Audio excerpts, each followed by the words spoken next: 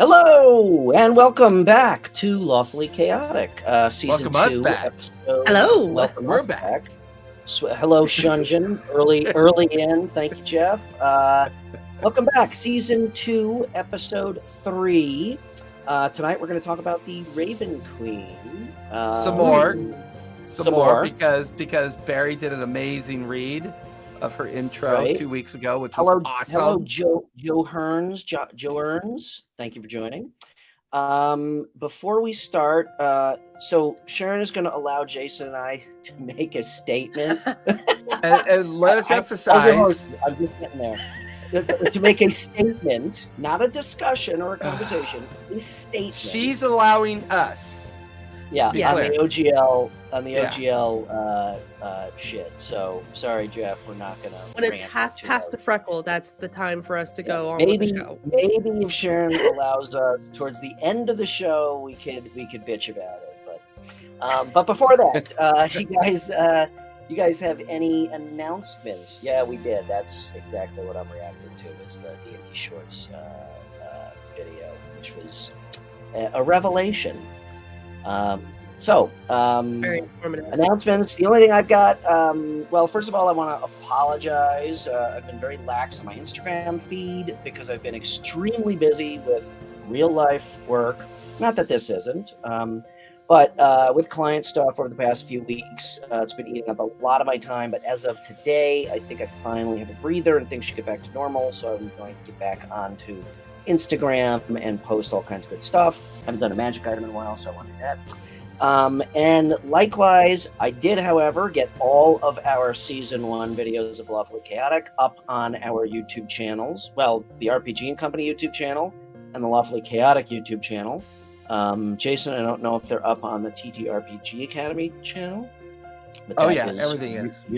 Okay, cool. So you can go to any of our YouTube channels and watch all 41st episodes except for number 6, because somehow we forgot to record it or we lost it. It is the lost episode. Oh, So some no. IT person out there can No. find it. I think you're challenging me right now. You're challenging What? me to Find it. Yeah. Hey, Andrew. Yeah, how are you could be right because I only go as far back as 12. Yeah. So number So 6. that was that was back before That was me. And I Adam. started. So it is the law. Oh, it is the yeah. lost It's the Adam episode. Yeah. So number 6 is missing. So anyway, so that's my announcement. What do you guys got? I'm stoked. All of our VODs are now up for binging delight, so go on ahead and check them out. We have a lot of really great guests that were on the show, so it's very exciting. Hello, Uncle Pappy Sam. Who is that? I don't know who that is. But Pappy. apparently you're our most favorite follower, so welcome. Hey, 3 Miles, how are you? Is no one else hearing this music? Andrew, I think you might be having a stroke, so...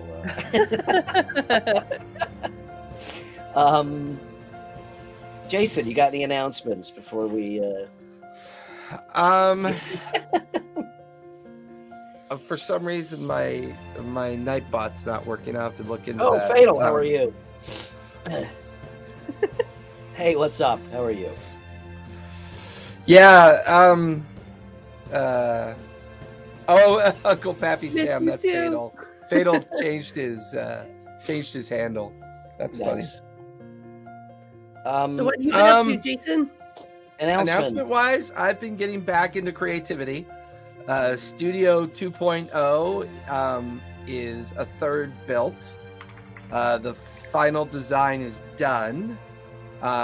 We've ordered most of the equipment to be installed, and it's really coming along. It's going to be huge. It's going to be. I know neither one of you have been in here, but it's about 3.5 times bigger than my current studio. Whoa. And my hang shelves. on. I'm sorry. I don't mean to Yeah. interrupt. Andrew, is the music right now, the background music, loud and interfering, or were you talking about the intro video? I just want to make sure we don't go through a whole episode and the music is drowning. I've noticed in my games lately when I use the StreamYard video presenter, it's been having issues. Okay. And what I've noticed is you have to actually go in, bump it, and bump it. Okay, but a lot we're of good. Your face is too loud. My face is too loud. well, there's always that. Let me make one more adjustment. Jason, you keep cranking it up again. No, you've got to, for whatever reason, they're having latency issues that as soon as you adjust the audio, Yeah. it spikes the decibels in the memory cache, and then you lower it again and it clears it out. I don't know. They've done so. They did a patch, or they Okay. did something to it recently that this is their first bug that they've kind of introduced. Okay, it's better now. We've got 2 it's betters. So Yeah. all right, leave it. Okay. Anyway, sorry, Jason. Announcement. Special episode of Finish your technical fucking announcement. Yeah. Sorry.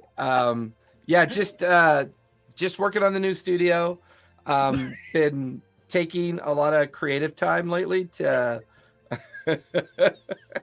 taking a lot of creative time to work on working. I've been working on the creative stuff of the fact that I'm going to be playing this game for another 40 years. So I've been practicing AI art, writing, building things that don't require the OGL. I just being creative, just getting some time to build stuff, and it's been a blast. It's been really fun.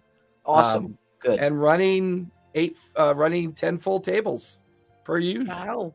I still don't know how you manage that, but that's awesome. Have you heard about the AI DM? And on that note, that.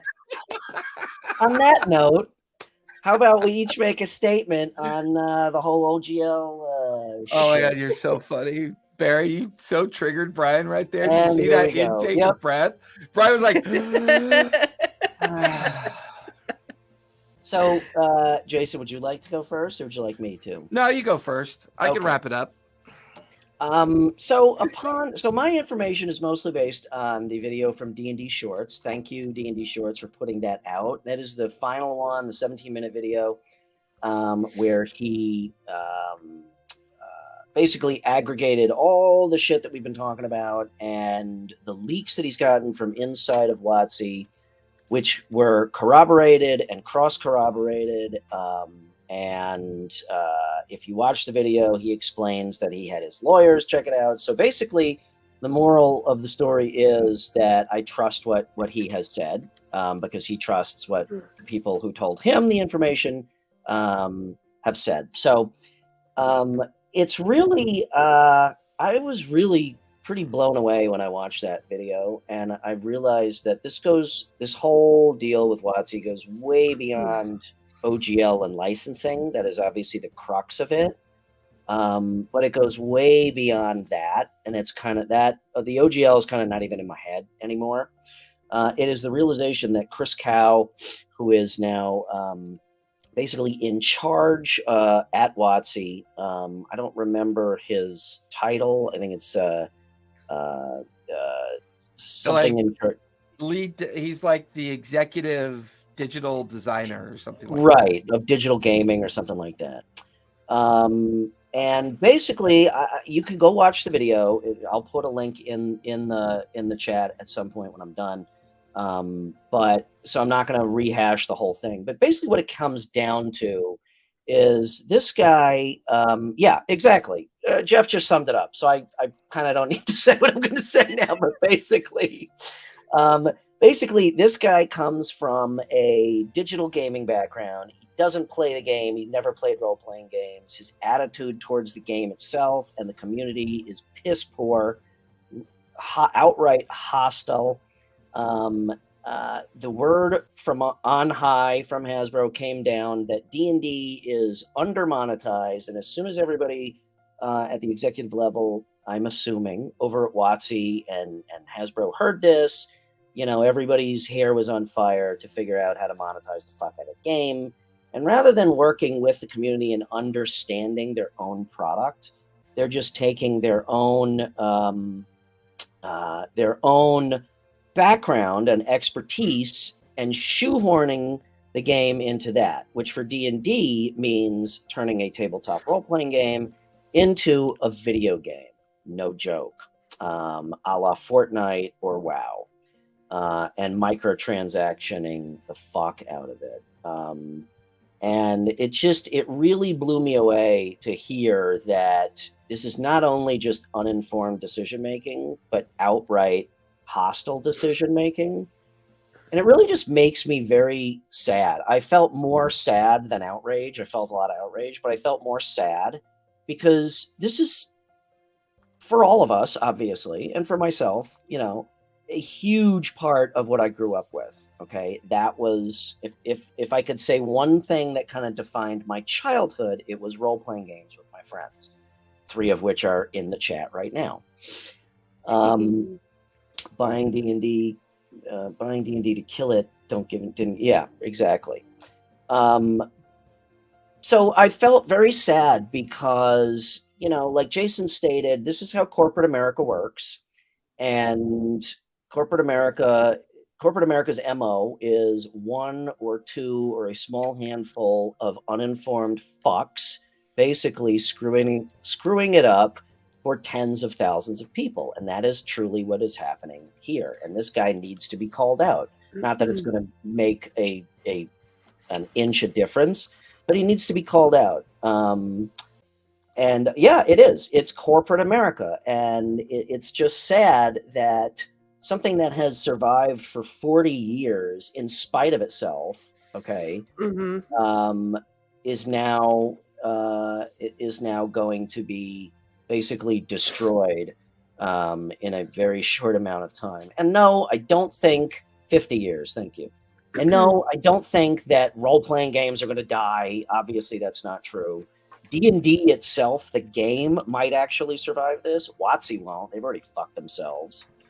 And there will be other role-playing games to play that come into the picture, most likely Critical Role's creating one, Kobold Press, Pathfinder, all that stuff. So, I'm not scared that, oh my God, I'm not going to be able to play role-playing games anymore. That's ridiculous. That's not true. You can still play D&D till your heart's content. But like I said, it's just sad that the way that they're going about this very blindly, for nothing more than the almighty dollar, it's just depressing, and that's basically how I feel. And I'm kind of beyond this. I'm kind of over talking about it because it's just fucking, it sucks. It sucks. And so does Chris Cow. I am calling you out by name. Fuck you. And I'm done. So Jason, let's hear your thoughts.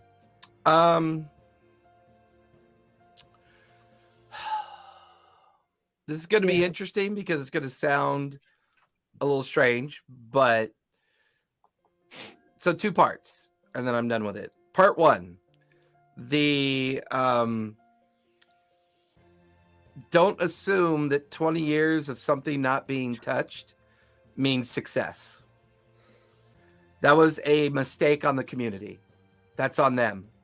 The community should have recognized that during that time period, they should have used a lot of opportunities to continuously rein in that potential threat.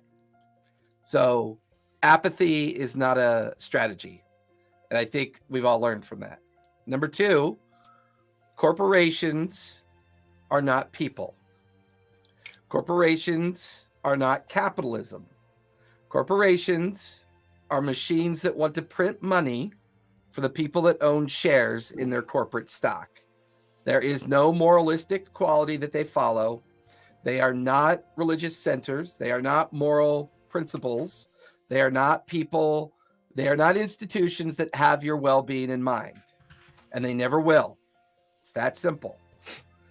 Corporations have a single purpose, and that is to generate profit and erode at the true nature of capitalism.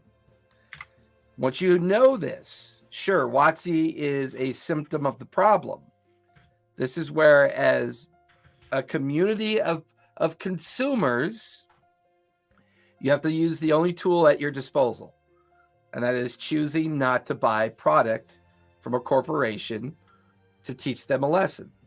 However, as a professional DM of the game, I will not tell people I'm not going to play something because of my own concern. I have 50 players. They love the game. They're not necessarily really exposed to this challenge or problem. I will continue to play D&D, but I am going to curate it in such a way that I'm going to wean myself off of their paid content and get more and more into my creative side, get more and more into homebrew, get more and more into looking and trusting the players to be creative themselves. If you don't like one of their subclasses, fuck it, build your own and we'll have fun with it. You don't like something that they've put out and you could think you could do it better, build it, do it yourself. As far as I'm concerned, when I sit down to play this game, D&D, it's under two umbrellas of thought: condition and circumstance. Let's have fun with those two rule sets. And if we're having fun, then we play. If I have a table of 5 players that come at me and say, you know what, Jason, we've all agreed we want to try Pathfinder. No problem. Let's try Pathfinder. But I will not do what they're doing. I will not take away your license. I will not take away your consent. I will not browbeat you into a certain behavior. And that's where I'm at right now. I'm done with WotC. I'm done with the OGL because WotC has permanently made it toxic. And I think what's going to happen is that they're going to lose money over the next 5 years gradually. Some savior worth billions will come in and buy it and make it an independent title again. And there'll be a whole nother generation that will get to enjoy it as its rebirth yet again as a community game. But for now, it's in the grips of an evil empire. There are no Luke Skywalkers or Princess Leia's that are going to save it. And we're just all going to have to do what we can do to continue to enjoy the game. Yes, Vecna has the game now. That's how Vecna won. So that's it for me. I'm not doing the OGL stuff anymore. I'm focused on just learning how to, like me and Brian have talked about, trying to build content that's not sensitive to the OGL. And I practiced it. And over the last, few weeks, I've been publishing these kind of free little pieces of art that I've been working on. And I'm enjoying that. I think I'm ready to, move on. And yeah, it's going to just get back to playing the game. It's going to be a lot harder for me to do that, but it is something we're going to work on. So I can't personally boycott the movie. I have to watch it so I could say how shitty it was. So yeah, he's got a Kevin it. You know what? After this revelation about what's going on at WotC, I even now more firmly believe that this movie will indeed suck because it is nothing more than a studio film box office grab. So I have to watch it. I cannot boycott it because I gotta put my money where my mouth is. And if I'm wrong, I will absolutely admit it. If the movie is awesome, I'll go see it a second time. See, this is the stuff that I miss.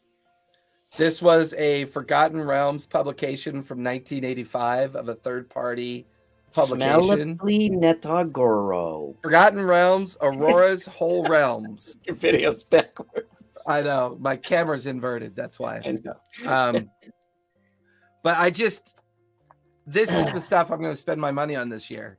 Jeff, you are never wrong. Jeff's mantra is follow the money. Not his personal mantra, but no. You have yet to be proven wrong, unfortunately. So, okay, with that, yes, Aaron, let's move on to the fun stuff. Thank you for our 15-minute share.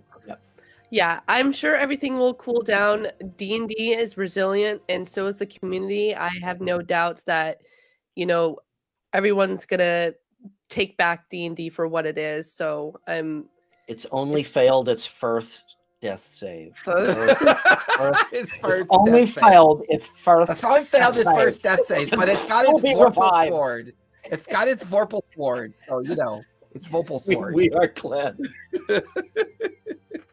It's vorpal sword. And I think to Jason's point, even if it does die, there's always a resurrection spell. Yeah. Oh yeah. Yes.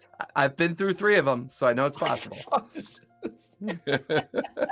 Down with the system. I know. Crit fail is still fail, y'all.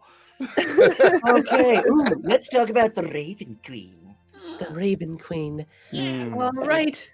Need to pull Everyone, up the thank you for notes. joining us for another episode of Lawfully Chaotic. Tonight's special episode is about the Raven Queen, the matron of death, the Dusk Maiden, also known as the goddess of twilight. Ooh. What is she in? What is she in Critical Role? I forgot what he called her. The matron, I think. the mage. Is it? Yes. And actually, in the Tal'Dorei Reborn book, Uh-huh. he even like tweaks it a little bit more. Ah, So okay. he uses a bunch of different names actually to represent her, which I think is great because that's kind of the fun thing about deities, right? Gnome pyres everywhere. That's my character in Gary's campaign. I am a gnome vampire. It's all about the sun. Oh my god, you guys are on stride tonight. She is the god of death, fate, and winter, and she despises those who defy the natural order of things and needs to ensure that those that die stay dead. She watches over the world, anticipating each creature's death, and ensures it meets its end at the prescribed time and place. How have you guys used the Raven Queen in your campaigns? Have you ever altered her purpose? Hold on, Jeff makes an interesting point right off the bat, and then I just want to make sure it doesn't get lost in the chat shuffle. Very interesting. Ooh. What's So that? I have used the Raven Queen. I do use the Raven Queen as a deity, and first of all, I think she's my favorite piece of lore in all of D&D. Who is this? Who is this? It's Jeff. Oh, I'm triggered. We're gonna talk about how this just triggered me. Well, I kind of agree with him. Of course you do. He's your friend. So, Brian, how do you use the Raven Queen in your campaigns? I use her heavily because on the surface level, she's an evil goddess, whatever. I think more people see her that way than truly understanding the neutrality and the fickleness that's written into that piece of mythos. Good God, what is my problem tonight? Suffering psychopath. Suffering psychopath. So I just think she is a really deep persona that you could use in so many different ways, and in so many different ways within one storyline. I use her as a patron for, whatever warlock character I have. She's my patron. But she drives a lot of the backstory. I don't want to get too far into it, but she drives a lot of the backstory of a lot of my campaigns, or is at least involved in the backstory arc.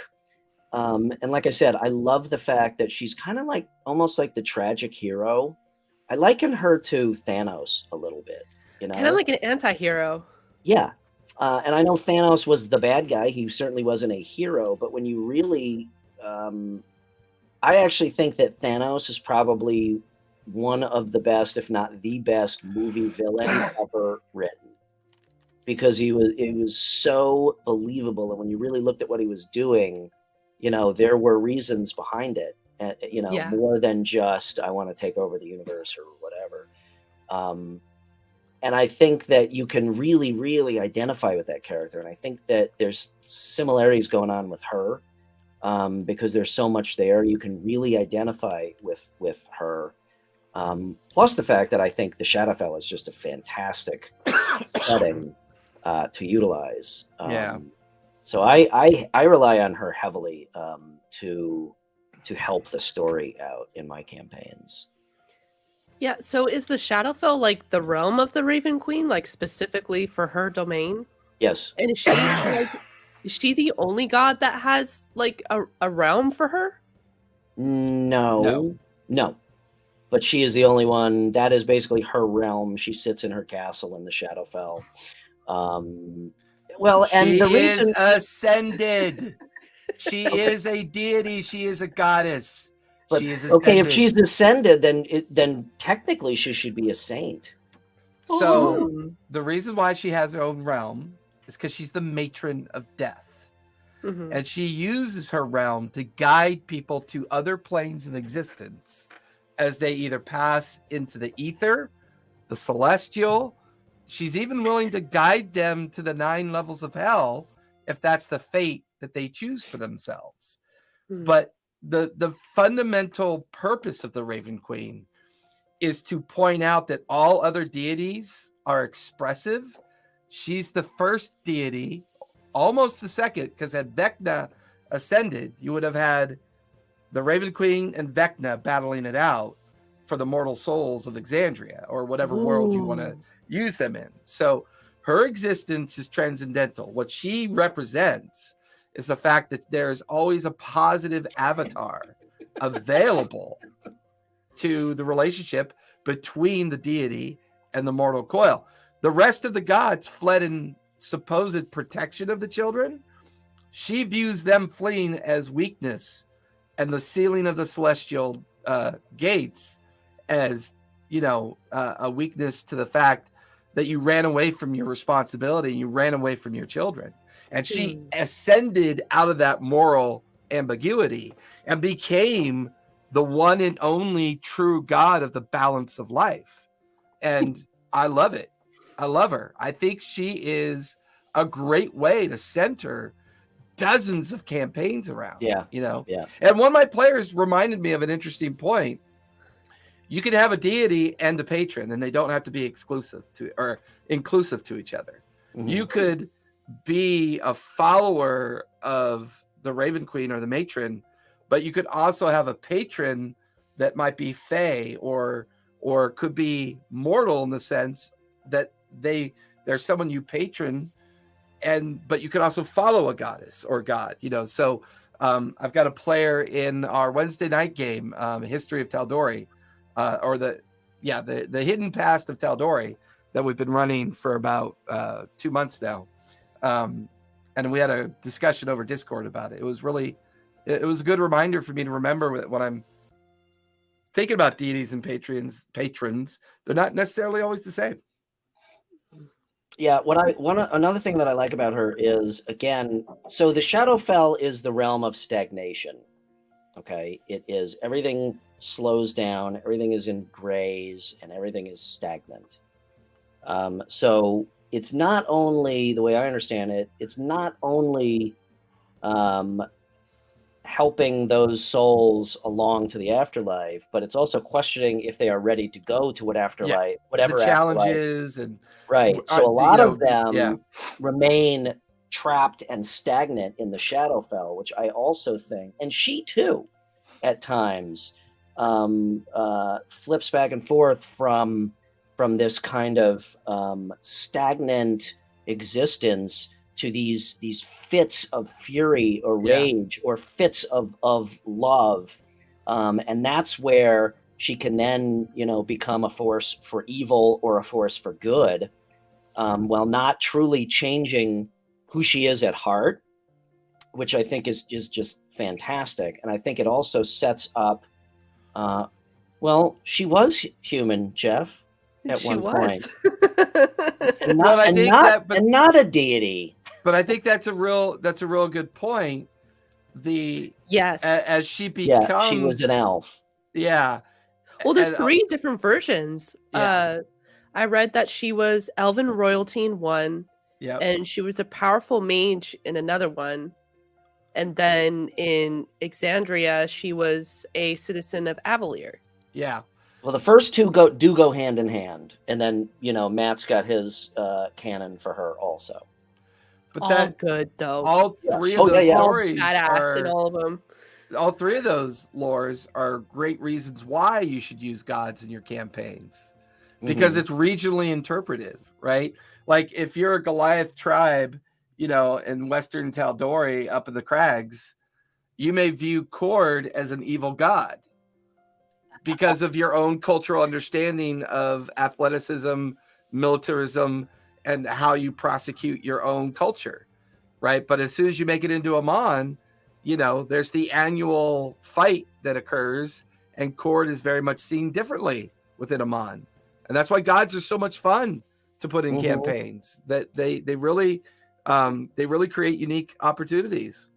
Yeah, the Shatterkai were her followers. Correct. Who followed her into this either ascendance or descendants, however you look at it, into this realm.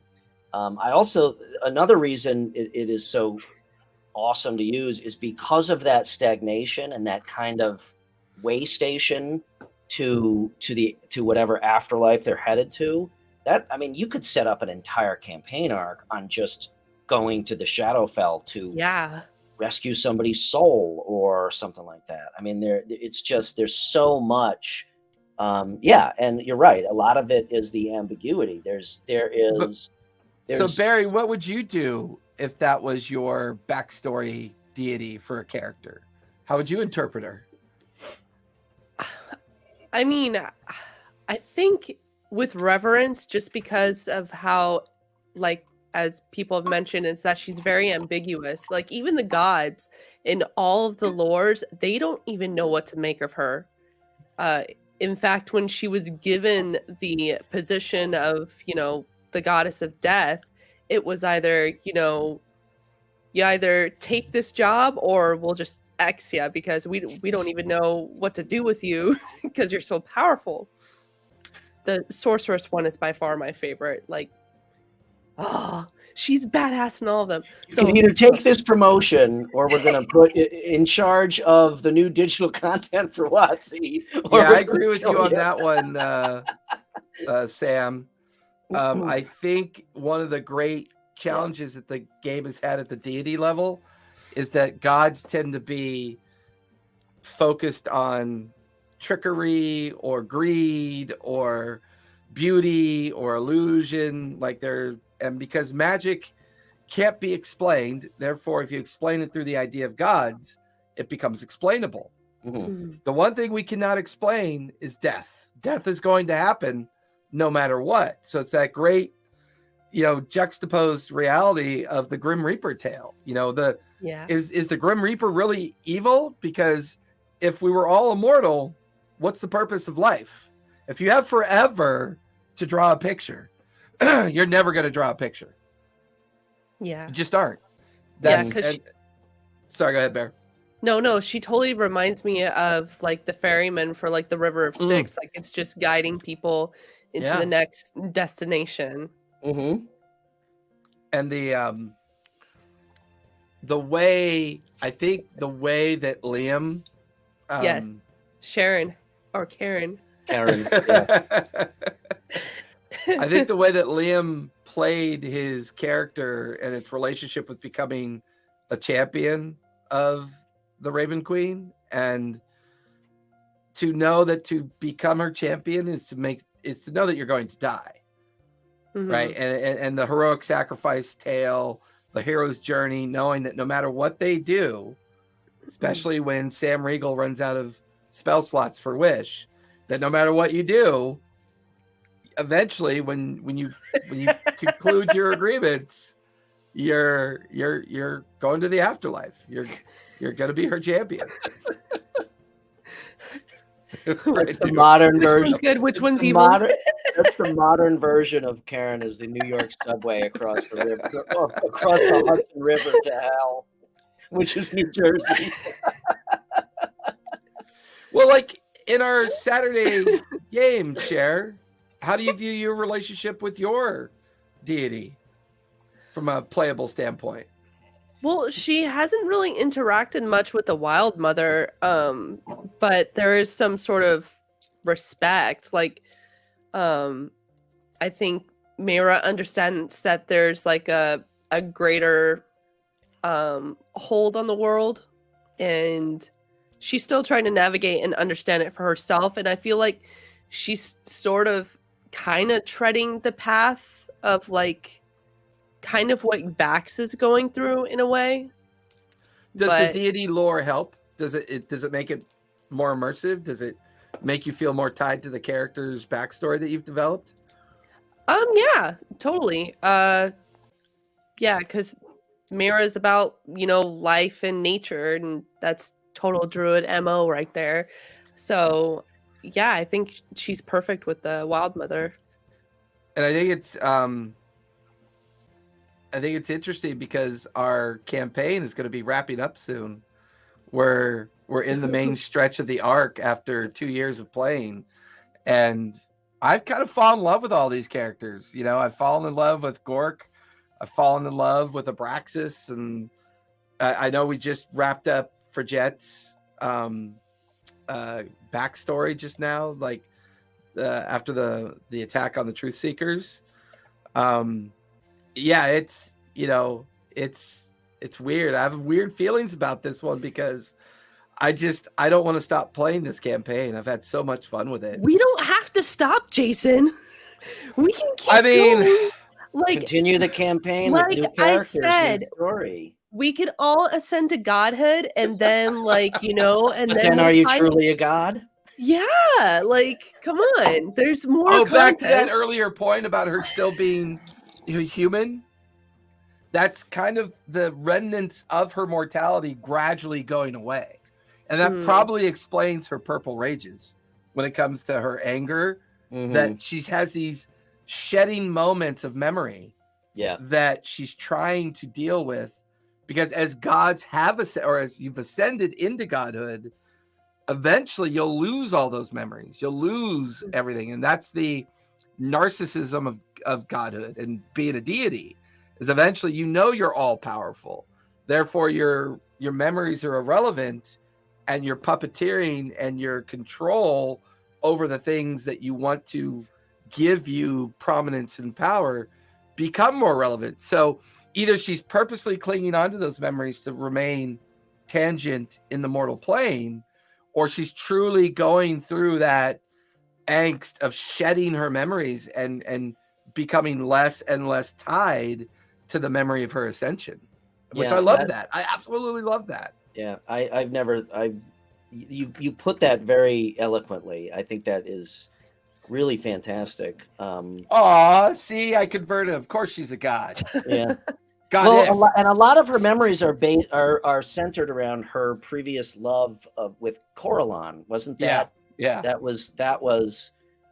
And was that the god of death, or no? Coralon he is the elvish god of something. No, he was like one of the main. He was like the main elvish deity, the sun. Thank you, Gary. I think what is so, she perfectly sums up the age-old D&D or role-playing game trope of the mysterious cloaked stranger in the corner. Like Aragorn in Fellowship of the Ring. Everybody loves that. You see a dark cloaked figure in the corner of the tavern. What do you do? Smoking a pipe, and the embers of the tobacco light up the scary, unshaven, unkempt face. Steely eyes staring at you, calculating how best to take off your head from your shoulders. Yeah. That's the first thing that comes to my mind when I think of the Raven Queen, But is that guy sitting there a bad guy? Maybe not.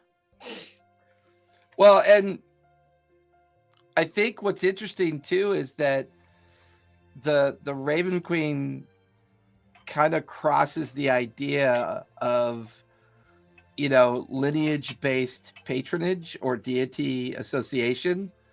I like the world of Exandria. It reminds me a lot of Tauren and the Forgotten Realms. And I know there's been a lot of kind of like back and forth over that Exandria is just, Torah kind of rebooted because of the fact we don't get a lot of new Forgotten Realms content anymore, which makes me sad. But I understand in the world of Greenwood, it's his world and he owns it. And if he ever wants to, do something with it, he should do something with it. But I think one of the things that the Raven Queen does for us too is we can start avoiding lineage gods. Any lineage can patron her.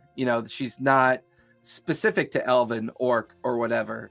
And a lot of the pantheons are kind of, gnolls go this way, giants go this way, elves go this way, dwarves go this way.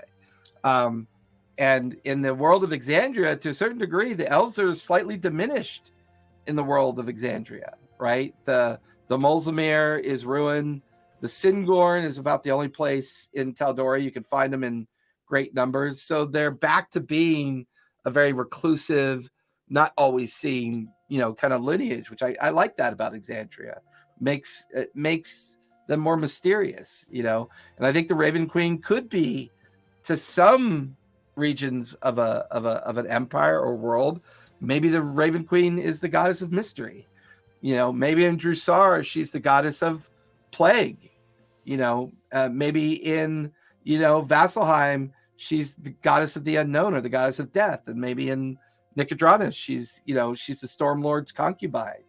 Because the one thing is humanoid interpretation of a god will always affect regional lore and perspective. That's one of those things I just love about deities and her, her ambiguity. I love the fact she's very ambiguous, and I love it.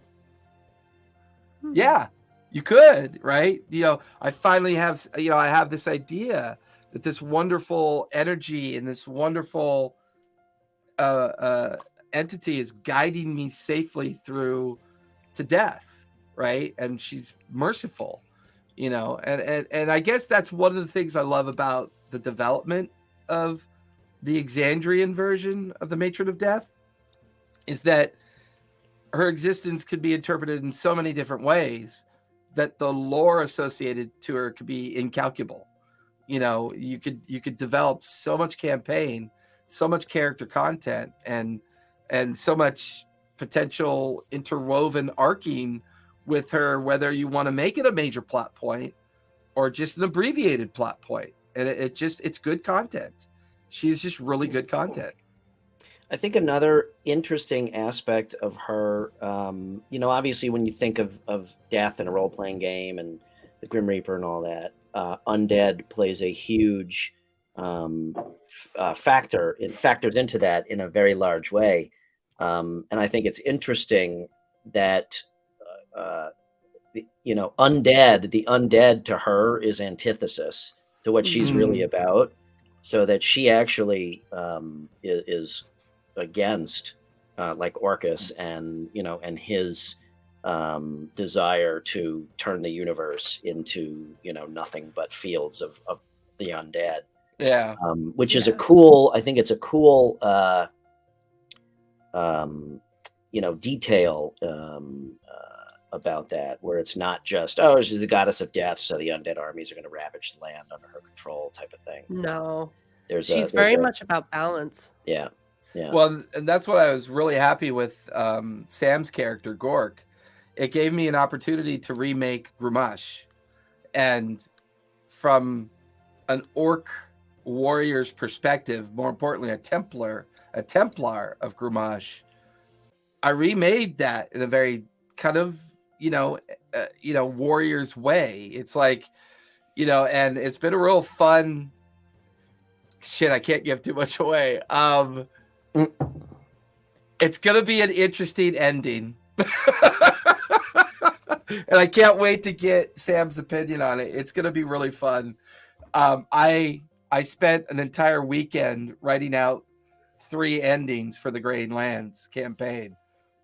And they're in that final stretch of the arc where one of those 3 possibilities could potentially happen. Although they're so creative, God only knows. I almost spilled a very important detail, and I'm just like, stop. But I will say it's fun to sometimes take kind of more baseline interpretations and just remake them for the sake of the game and for this, for the sake of a player that wants to explore something different with a deity. It does make for really fun backstory and lore. That's a good point that you make, Jeff, about what is up with almost the entire rest of the Pantheon. And I'll go one further and say that, especially on the good side, you can do a lot with demons and devils, although I guess they wouldn't really be deities.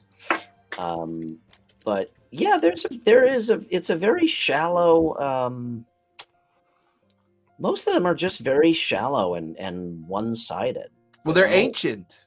They're Yeah. ancient gods. They're from the time of, pre-calamity and the founding of, worlds. Yeah. Mhm. Yeah, you're absolutely right. They can get boring. Like, I think Ioun, and I know we'll probably do some more of these in the future because I really love this as creative content because you could kind of use them in any game you want to play that's kind of fantasy genre based in general, right? Ioun is meant to die all the time. That's so sad. She is the veil of sacrifice, right? She keeps the magic. She's the And Kenny of the D&D world. Kind of, yeah, Oh my kind of. God. But what she does is she's very transitional, right? The goddess Ioun selects a champion that will eventually walk in her favor, and she is destroyed and remade, destroyed She and really remade. is Kenny. They killed Ioun, god damn it. I think Cord is interesting and interpretive. The Dawn Father. I think that actually it's kind of like the old Marvel and DC argument. DC makes amazing bad guys. Marvel makes horrible bad guys. And I think the 9 betrayer gods are a little bit more interesting than most of the deities in the common pantheon. They offer a lot more interesting outcomes than Okay, how about the heroes? How about the heroes? DC Marvel. We may have to have a show on DC versus Marvel because I think I'm triggered also. Don't fucking start in comparing DC. Yes, to Marvel. Dragonlance. Yeah. Dragonlance. The total absence of the gods and then their eventual return. The Dragonlance use of Pantheon is always the most unique use of Pantheon that I've seen. And that's their total absence and then their gradual return or their sudden return. When the stars appear up in the sky, you can see the great platinum dragon and Takesis battling over the souls of Kryn. It's a great backstory. It's a great lore for sure. I love that about Dragonlance. Yeah, I think before we wrap this up, I do want to share the favorite story that I have of the Raven Queen, if you guys don't mind. Yes, please. Go for it. So this is one of 3 lores that I've came across, and this is one of them.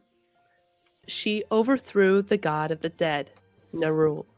Using powerful necromantic magic, she sacrificed souls to gain power to defeat him and claim his title. However, the gods had other plans. They were to give her the title, the Goddess of Death. The difference? You no longer wield souls for power. You merely guided them to the next realm.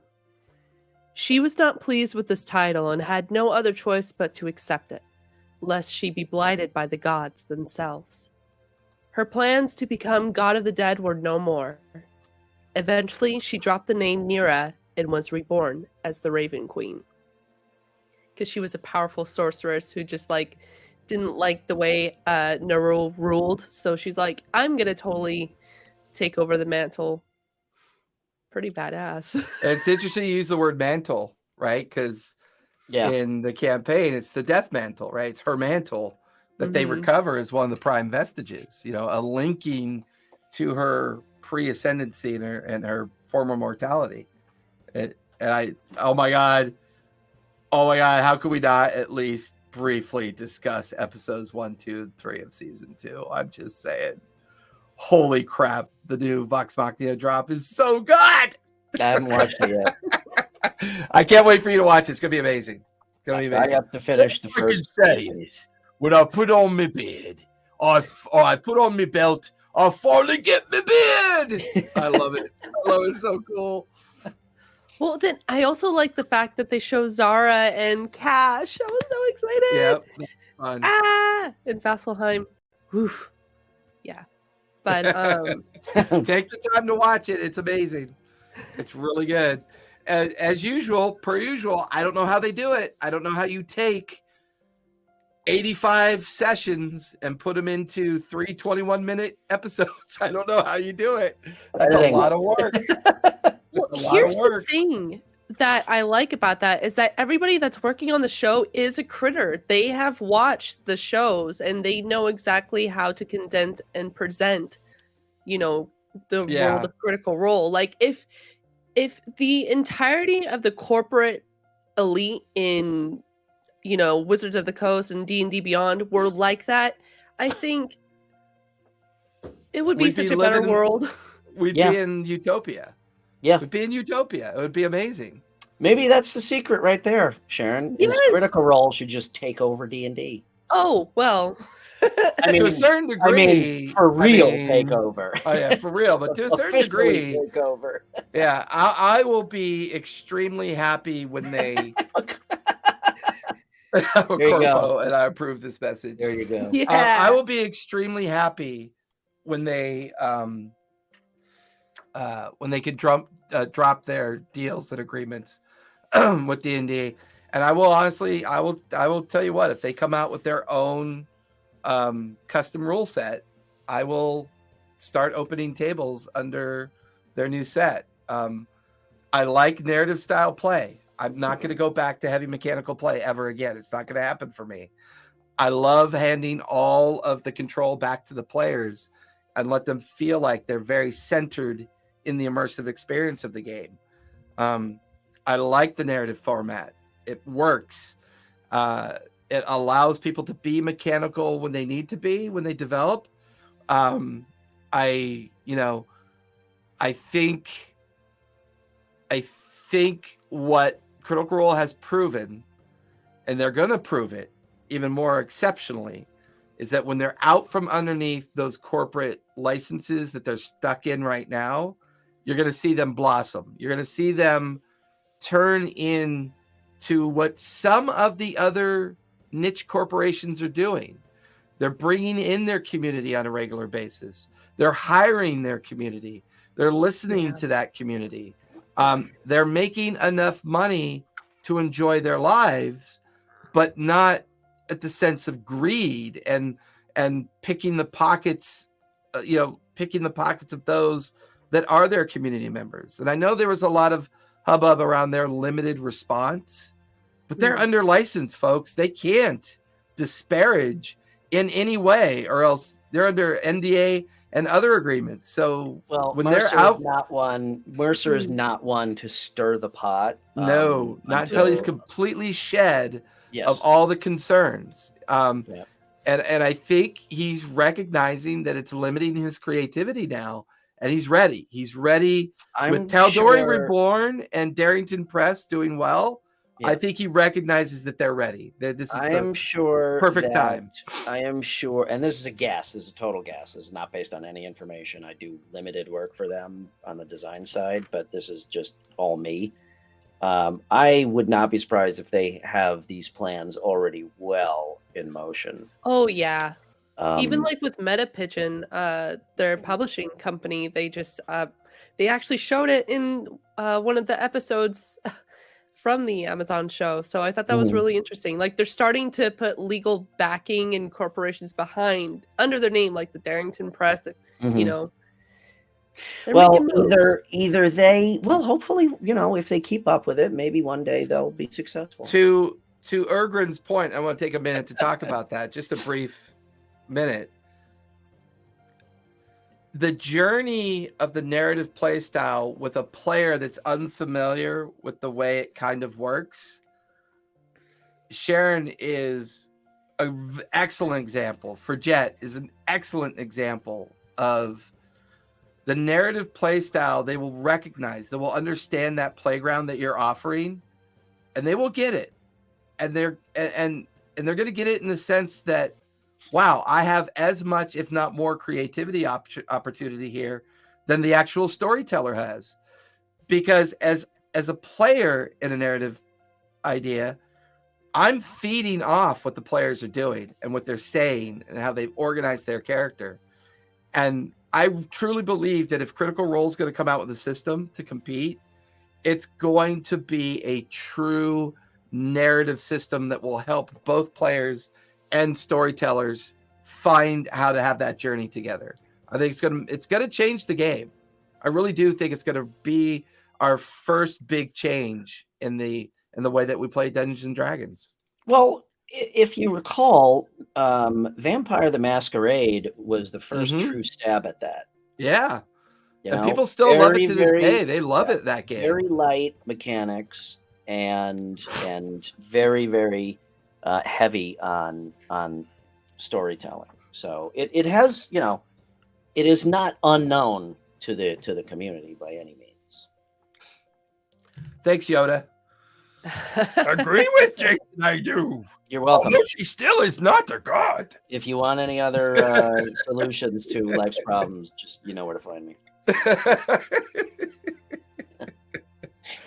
Oh my Well, goodness. I mean, that just wraps up our episode for the Raven Queen chat. You were amazing tonight, and I'd love to hear more about what the involvement of the Raven Queen was in your campaigns. So you're not trying to use Brian for life solutions. You're kind of right. It only took 6 months for me to finally get my shirt. Can you see something? My RPG and Co shirt. So. Oh, thank you. You're wearing it. Awesome. Yeah. Thank you. Of course. Sweet. You too can own one. Go to RPG. Play RPG. What is it? PlayRPG.com and order yours today. All right. Are we doing rollies? Rolly. All right. Let me get By the way, if you play online, I have 50 players that play in my online tables. Abandon the digital dice, folks. Go back to the honor system. Buy dice. Dude, you're preaching. I fucking hate the digital dice, and these guys force me to use them. I hate them. Who forces you to use them? Gary and Jeff and Matt. You know what? All my oldest friends, the fuckers. Unfriend. Hey. All right, rollies. Oh, we're rolling again? Yeah, sure. I got a 15, actually. I got a 7. I got a 6. All right, Brian. All right. Awesome. Thank you, Jeff. Okay, well, once again, thank you all for joining chat tonight. You guys are awesome. Once again, I just got to say, you know, I think everybody in chat tonight is a regular. You guys really, really help the show, help the discussion. It's really awesome. Except for the digital dice. Fuck you, Jeff. I'm not using digital dice. Fuck you guys. I'm going home. Yeah. Screw you guys. I'm going home. Screw you guys. I'm going home. But no, thank you all for joining us. Thank you for those of you who watch the show afterwards. We are continuing to expand what we've got a lot of plans. I know I've been saying this for a while, but we do have a lot of plans. I think we're going to have a couple guests on over the next few weeks, perhaps. Maybe Brian Gomez, the Bearded Nerd, possibly Malcolm Trotter, Gentleman Game Master. We'll see who else we can scare up. But otherwise, Sharon, where could we find you? Hey guys, thank you for joining us for another episode of Lawfully Chaotic tonight. Chat, you were amazing, and for those listening far and wide in the present or in the future or the past, whatever time you're listening to, thank you. Thank you for joining us. You can catch me over here at Barrybot on Instagram, and you could also catch me on Saturdays on the Graying Lands campaign on the Twitch and YouTube channels of Lawfully Chaotic and TTRPG, where I play a Druid Calstar named Mayra. Come check us out, 4 to 7 p.m. Pacific time. Yeah. Pacific time. Pacific time. Awesome. Jason, where can we find you? Brian, can you come over and set my DVD player to specific time? What's that, Jillian? Jillian, what? James, where can we find you? You can find me over at TTRPG Academy. And you'll start seeing some. I'm finally going to start selling some stuff. I'm going to be reopening my scatter terrain shop.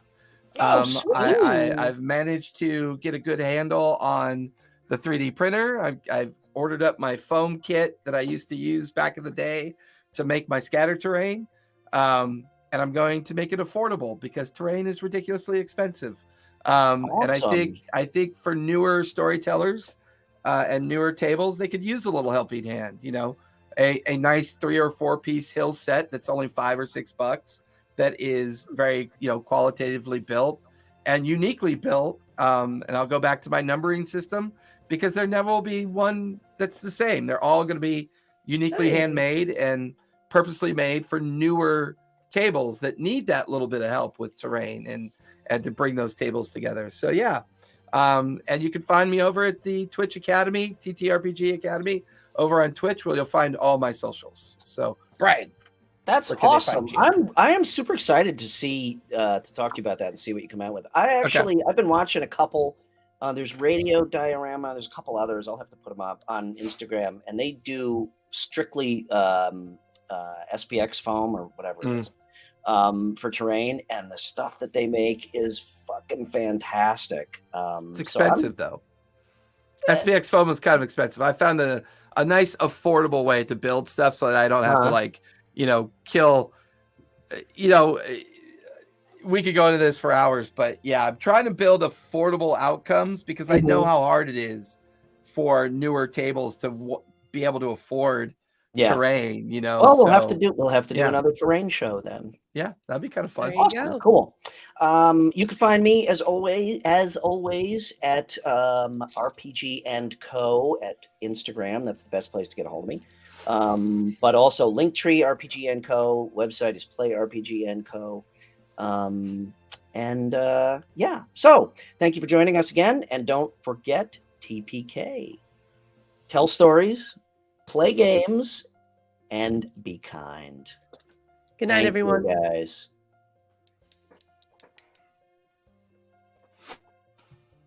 Oop.